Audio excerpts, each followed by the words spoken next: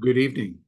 This is the Elliott wave update for the S&P 500 and the NASDAQ 100 for Tuesday, May the 14th, 2024. And I'm going to start here with the NASDAQ today. I'm going to move back out to that 4-hour chart. I was just doing some last checking before I started the recording. And I am going to start on the 4-hour chart. And again, we remain in the process of completing the minute wave 3 as a part of the minor 5th wave. So again, that minor 4th wave completed on the April 19th on that low from the last expiration cycle. I'm going to find it very interesting that what we got going on is that likely we're going to see the completion point of the minute 3rd wave at the May expiration point. That could be very interesting. So we're just finishing up with minute wave 3, I believe, and I think that'll come in tomorrow. And then we get a minute wave 4, and then a minute wave 5, and then that completes the minor wave 5. And whether that actually comes out in 2 days or it goes out into the following week, which takes us right into the hands of NVIDIA's earnings and some other things that are happening within the options world. Now, getting back to the Elliott and getting back to the S&P, I've updated the labeling, and I thought originally that was the point, but it's actually, this is the point. This is the high. Even that seems like it may have come in or equaled, it actually does belong here. So I put in the minuet wave 3, the minuet wave 4, which came on today's release of the PPI, which, as I'm sure everybody already knows, continues to show that inflation is problematic, and that a lot of the core increased in terms of inflation, and some other areas within the PPI also increased month over month and year over year, et cetera. So, and then what followed, which I thought was very interesting, was that Fed Chair Powell was out speaking and and I have to tell you, it's very interesting because it's like, why even read it? I'm sure he has it memorized by now, because it's just, to me, it's regurgitating the same stuff. Oh, we're right on target. We're really working, and we got this going, that going, and the economy is robust, and we should see some changes, et cetera, et cetera. It's like, okay, why do we have to send you guys out every single day someplace new to regurgitate the same story before we go like, why you keep telling me the same thing? Because you feel that we don't believe you, or because the numbers don't agree with you? So again, I think there's just kind of this, something doesn't seem right there, but I'm going to leave that to another day. In any case, the market initially reacted to the fact that it came out worse than expected, and greater than expected, I should say. And so the market initially just took a little bit of a dump. Didn't last very long. In fact, it lasted about a minute after the number was released. It lasted for that minute, and then they bought it right back up. And for our opening, we weren't necessarily lower, and we're not even close to that low. It was 52.18, I believe, is that low that came in on the S&P. 1675, actually, 52.1675. And then by the time we were ready to open, the market opened at 52.44. So, it's all the way up there. And then, of course, we just took off from that point. And throughout the day, we had our ups and downs, I will say that. And so let me just drop down quickly. So just to kind of put this in perspective, we're in that minor wave 5. Here's minute wave 1, minute wave 2. We're still in minute wave 3. I'm hoping that we likely can put the cap onto this tomorrow and then start this minute 4th wave correction, which kind of maybe takes us into that options expiration on Friday. Again, tomorrow we do also get CPI. I believe we got some other numbers coming out, so let me just quickly review those while I'm there. U.S. retail sales, Empire State Manufacturing Survey, home builders confidence, business inventories, plus 1, 2, 3 Fed people, out talking tomorrow.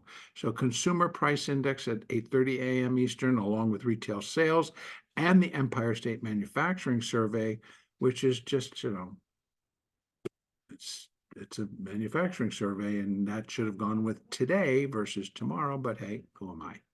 And then at 10 a.m., home builder confidence 10, and also business inventories. Now, those numbers, maybe they'll be just showing that inflation is also kind of like begrudgingly moving higher versus lower on a consumer level. I don't know about you, but I see it. Living in the state of California, I see that how much we're paying for gas, how much we're paying for food, how much we're paying for our energy. Even though conveniently, those are normally taken out of that initial number, but it's like, I don't, yeah, because of their volatility, it's like, really? Maybe we should talk with Pacific Gas and Electric, see what they're up to. But the cost is now really getting a lot of people here in California. It's really hitting them very hard because our utility bills are up through the roof. So, and then, food starts to rise and this starts to go up and then, yeah, a lot of things going on outside of this glorious rally that we are continuing to trade here in the S&P and in the NASDAQ. What am I looking for here in the S&P? I am looking for minuet wave 5, which I believe is still underway. And I'm going to break this down. So we're going to go down quickly to the 1-hour chart. And let's open up from there and see if we can get a look inside. There's the 1, there's the 2. It was strange. That was a number. That was actually on the Fed. The last time they made the decision, left it alone, but decided they're going to pull back a little bit on that tightening, quantitative tightening that they've been using to kind of fix their sheets, so to speak. And so they went from $60 billion and they were only going to tighten up to $25 billion beginning next month. And that gave us a nice, beautiful rally. I believe it then somebody asked, from one of the reporters asked, if the Fed would ever consider hiking. And of course, I think it was off the cuff, but Powell basically said, yeah, we would consider it if the situation warranted that. And the market just went really kaboom. Now that was back at the last Fed meeting, which was on May the 1st. And so we go from that smackdown all the way, and that smackdown took us, over 2 days, took us down to 5,036. So, excuse me, it was a couple weeks before that we saw them go in and break that. At the time, it was the put wall at 5,000, break through that, come slamming down, and that was after the market really had tumbled for about a week. And just really was getting nailed. And there's a whole bunch of things that kind of went on during that period that one fed into the next, that had to do with option flows. And I know a lot of people really look at that and go like, oh, you're crazy. What's that got to do with Elliott wave? It has nothing to do with Elliott wave, I'll tell you that. Although it is affecting how counts kind of come through or don't come through. But that's not necessarily because of options flows. More important, though, they are affecting how we trade, how we see a market, what we expect to happen from a market, and sometimes get the direct opposite. There are changes being made.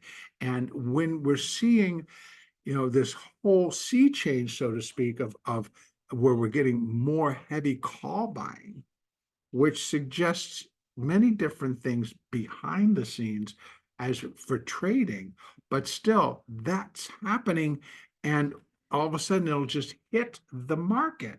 And what it truly is, folks, is it's that change from sending your orders individually to the floor to be executed to having a computer and they're all programmed and they hit that time button and it goes, and suddenly massive things start to happen where we're seeing all of this, buy wave after buy wave after buy wave coming into the market. And that's just that type of trading. It's a decision's been made. That's what they were going to do. And here's how it's going to be timed out. And it just came in waves. And that's what we saw here. So we have that starting at about 2 o'clock. And it really was a good hour. And it actually went really up to the close, to be honest with you. And that's when right after the close, the market began to, sell down a little bit in reaction to, the end of the day, and everything's getting squared away. So, and now we're still seeing a little bit where the market is just kind of getting ready to close it out here. Now, what is all this kind of been put together? I'm putting it up to that is minuet wave 3. Here's minuet wave 4, which was the PPI number. And interesting, I'll show you one interesting thing about how this all comes when we go to a line chart, which is the close. It's a close basis. So, it's like if you go one each hour, you take a snapshot, and that's what it would be. And you see there's nothing there. There's nothing there. It would come in right here where we got that plow down and then run back up. So, and it's not even present. So what is this AB? And then this is the 4. It was here and not on that slide. That's how it would have to work out, right? But now we go back to the candles. Oh, there it is. Bing. Without that, then it's pushed over here. And that could be ABC, and then we're done. And I talked about that actually coming into yesterday, coming into today. So strange things. There's the 4, 1, 2, 3, maybe a little 4. We got one more 5. And what can that all look like? Well, let's go back out. And the first thing I want to put up is because now I have a 4. We're going to be looking at minuet 4. I'm going to be looking for that minuet 5th wave. And that one I can compare to wave 1. Come on, thank you. There you go. And we put it over here. So what does that project? Well, 618 kind of comes in right above. Here we have for minute wave 3. It would be 1.618 times the length of minute wave 1. And that comes in at 5289. Right above that, I have minuet wave 5 would be 0.618 of minuet wave 1. Not the most common, by the way, but there it sits at 5295. So I got 5290, basically we'll just round it up, 5289, 5290 to 5295. And then I have this 1.382, which is the primary B wave. That's top of the level there at 5307. There's a resistance cluster. So I'm thinking we should be able to 1, 2, 3, 4, 5, counter 5, getting it up into here. Put the minuet wave 5, put the minute wave 3, and then begin a minute wave 4 correction, which would again be expected to drop us back into this area. 4th wave of 1 lesser degree. Well, there it is, right into here. Next up would be down into here. So we have the potential now, once that's complete, we'll run again fibs for the entire 3rd wave. And it's going to come in a lot more, it's going to come in shallower than what I think our fibs would indicate to us. That's kind of been the case thus far. Unless we start to roll down because of CPI, or we begin to roll down heading directly into the expiration set up on Friday. We continue to have some economic numbers. On Thursday this week, of course, we have initial jobless claims. We have jobless claims and Philly Fed manufacturing, housing starts, building permits, import prices, industrial production, and capacity utilization are all on Thursday. Again, with our fair amount of Fed chairs and Fed presidents out speaking. On Thursday, we have 1, 2, 3, 4 out talking. Tomorrow we just have 3. So again, then on Friday, we have U.S. leading economic indicators that come out at 10 a.m. And I always find them to be more important than a lot of other numbers, but that's kind of not how they're reported. In any case, I'm going to be looking for this to complete. We get an additional pullback. That would be the initial target right in here. And then here's the secondary target right in here. And if we were to run the fibs, you're going to run them from that low up to wherever this finishes. And let's just, this is a guess, right? We're going to say it comes up to 89. Well, you're going to see that 236 is right below, or right actually into this one. And then down to 382 is this one. So those are the two most common that are going to come in. 52.26.25 down to 51.87. So not much damage to be done. Maybe 100 points, maybe 100 points max. And that's it from 89. Maybe it goes up a little high, still within 100 points. So I'm going to take that down because that was just a guesstimate. We have no idea. We have to wait and see, because it could exceed all of that. They could just keep this train going. You know, computers do not ask questions. They just execute their prime directive. And that actually is like, because when they come in and they just go, they're just going. Now, how can we as traders take advantage of that? Because I get asked that a lot. It's like, well, you try to catch those moves, and if you can kind of feel, it's like, boy, they got a lot more coming behind this, you'll see it stop, back off just a little bit, and then just plow again. Back off, plow again. Back off, plow again. And I'll show you what I'm basically talking about. You can come down on a 15-minute chart. Let's come in here. Look at this. There's where you see it. There's round one, round two came small, round 3, 4, 5, and 6. And this is on a 15-minute chart, so we can go even smaller. And you can see how these things form. Again, here you go. 1, 2, 3, 4, 5 took a break. 1, 2, 3 took a break. And there was a little bit more congested coming up into there. Here was a big one. Here was a big one. Now, this is something that bugs people, and I have to agree. Bullish, bearish engulfing, bullish engulfing, bearish engulfing. Okay, what's the story? What's going on here besides it looking like a Christmas tree? And then some follow through. You know, just like close. This is the close here. So this is kind of what I'm talking about when you've got the algorithms and they're all firing at the same time. There's no question. They're just doing. So these are changes to this old trader, and I'm pointing at myself, folks. To this old trader, I'm like, wow, these are major changes, because there had to be human interaction with that. And now there's just this computer interaction. That's it. They're just doing. And there are ways to take advantage of it as a day trader. Can't really speak to much beyond that, because that's what I do right now. But yeah, there's a lot of ways to kind of go in and participate, because if they're going to do it, you just jump, get in, and then offer it out. And if they're still moving, you're going to get taken. It's not like, you know, will they get that high? It's like if you see them pushing, they usually will. Okay, so looking at our moving averages, I'm going to go back out to at least the hour. Let's start there. And you can see that they basically are all still doing fine. The 200, the 50, the 20, and the 13, all kind of looking pretty good.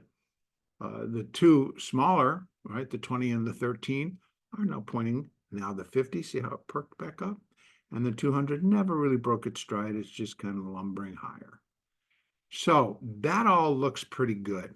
Let me check one more. Let's take a look at that daily. All very good. We're all back in alignment. See, 200, the 50, the 20, the 13, all in alignment to continue to go up. Not as heavy or strong as maybe we would think, but still works just fine. Looking for the top of minute wave 3, come down in a minute 4th wave, which is here and here. We'll be looking for. And then we go back up in a minute fifth wave to complete the fifth wave and that minor fifth wave. And it's going to get interesting because we're reaching a conclusion again. And either the market's going to be like, nope, I'm just not going to do it. And I'll have to figure it out. But I have been mentioning my alternate count, which allows for continuation up into the stratosphere, basically. And so that would be up about 5,600 here in the S&P. More on that, more over the weekend. Right now, we're just sticking to the day-to-day picture. All right, let's move over and take a look at the NASDAQ. In the NASDAQ, kind of the same deal. Opening up, we're back. Oh, I don't want to be on the daily. I want to be, well, let's just take a look at the, while I'm here, look at the moving averages, you can see, well, that one not really perking as much as I'd like it, but it's a slow boat. But still angling higher. Then we have the 50 now beginning to pick up its angle a little bit differently, a little bit more concurrent with what the market's actually doing. And then we have the 20 and the 13 all in place to continue to show that we should be moving higher. Now here in the NASDAQ, I did kind of put that minute 3 is complete. I'm probably going to have to take that back down. Let's go over to the 4-hour chart and open that door. And I think I will. I'm just going to put it up here a little bit to kind of show that it's still not done. I don't want to put it in the way. I put it there, but I want to now just show how we're counting it. There is the minor 4 right there. So this is all the minor wave 5. And we have minute 1 and 2. And then we also have the for minute wave 3, where we came in and we hit the 1.618 resistance and came back down, but I'm leaving it there because it still might be that ticker that gets it, but we're going to surpass it and then come back down below it in the 4th wave. And so I would probably leave the 3 here versus it can get here and it possibly could even get there, to be honest with you. Because these were strong today. This buying was strong. And now we're really going to have to factor in is how much pull or push is NVIDIA actually going to give the market? Now, that's a big question, right? Because in front of that, we have that May expiration. In front of that, we have this whole development that's come in, that there's been a strong increase in call buying. And I think we saw it again today in call buying, which releases a lot of other things and produces the stronger rally that we're getting. So we'll see. We shall see. I think it's getting very interesting again in the marketplace. So what do we got? On the 4-hour chart, I think we still probably have a little bit more to go. Let me drop down to the hourly and I can take a look inside. Let's take a look inside here. 1, 2, 3. So it's the same as in the S&P. 1, 2, 3, 4. And we got a 5. So what do we have above? Well, if I'm marking this and we're looking at the minuet 5th wave, we're looking at 140 points from here, 150 points from here is our first fib for minute wave 5. And that comes in at 0.618 at 18,561. What am I comparing? I'm comparing this over to here for this move. Most often, this and this 5th equal. So the most common is 100% or equality. That's 18,806. That's new high territory. Do we think the market could go from 410 to 806 tomorrow? It would be something. Maybe CPI comes in really good. maybe CPI shows, oh yeah, there is a decrease, not an increase. That was just producer prices. That's not being floated down to the consumer yet.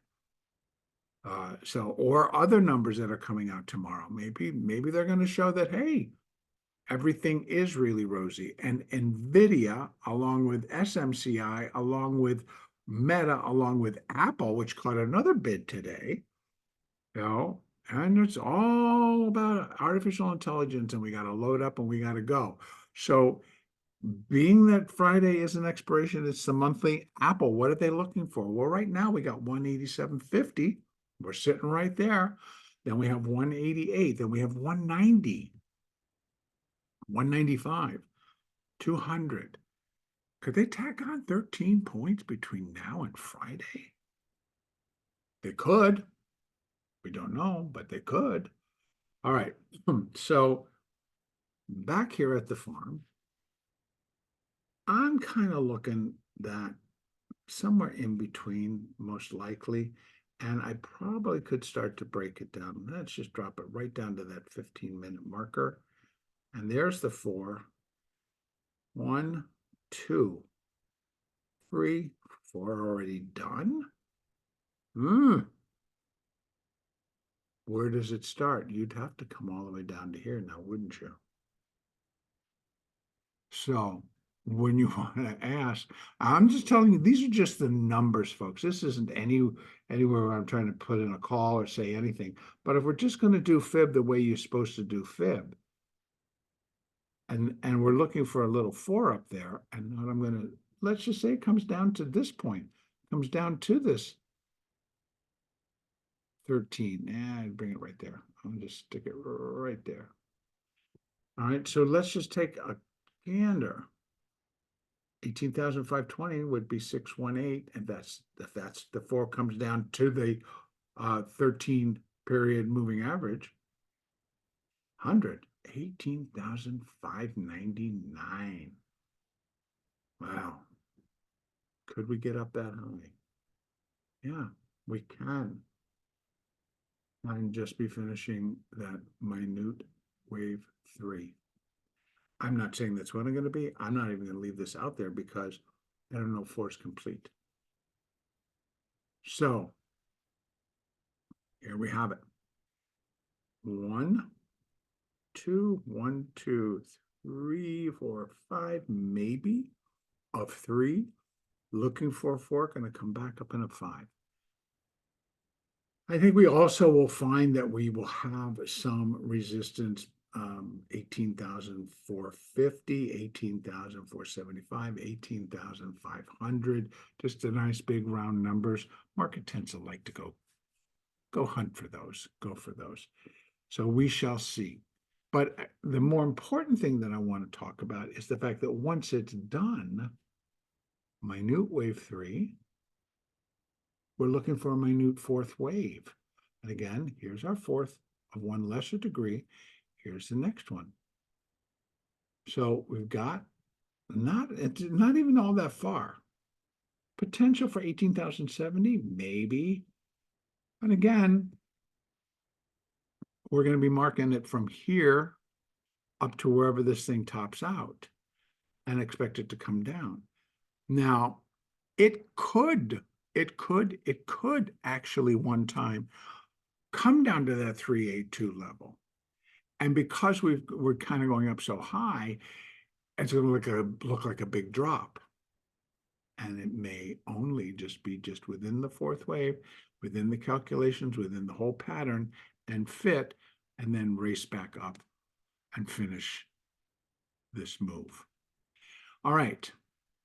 Moving averages all looking pretty good right now. Here on the 1-hour chart, there's the 200, there's the 50, there's the 20, there's the 13. I like using fib numbers. And so those are in line. Let's go out and take a look.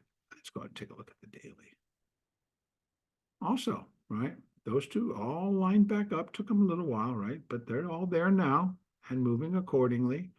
So both the 20 and the 13 above the 50, the 200, yeah, it's got a little bit upward angle to it.